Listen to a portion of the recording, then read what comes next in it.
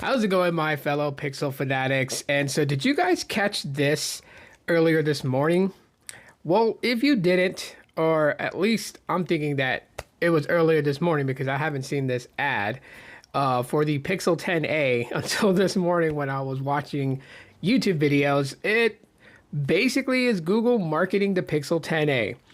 And it's pretty cool to see them do this because this is like a full month and a few odd days ahead of launch, as it shows that it's going to be February 18, 2026 that the Pixel 10a goes live for everyone to get their hands on who wants one. Now, again, there's still a lot of rumors circulating the specifications of the Pixel 10a. Literally what we know so far, what's being shared. So like this is not ironclad until the 18th of February.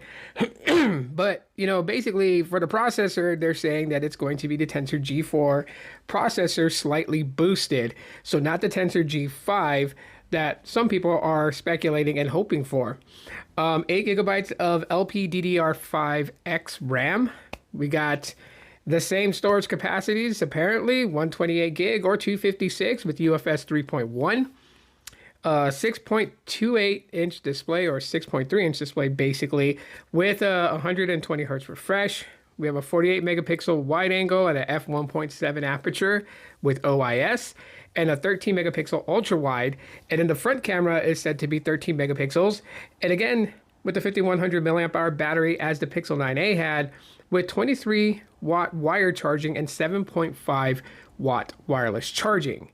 So these are just some of the specs being tossed about the Pixel 10a when it launches.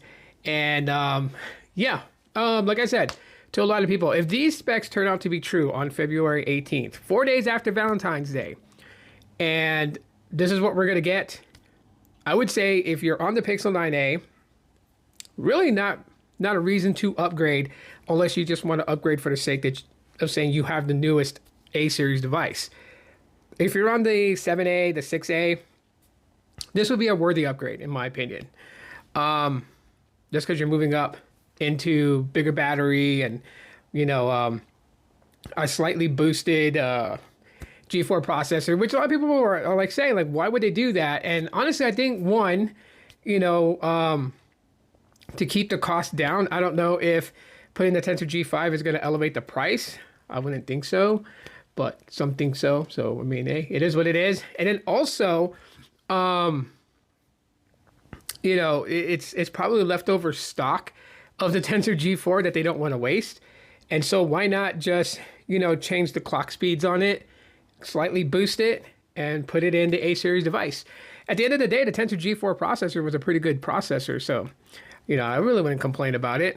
But that's just me. What do you guys think? You guys let me know in the comment section. Thanks for checking out the video. And yeah, share this with friends and family. If you just subscribed, thanks for doing that. I appreciate it.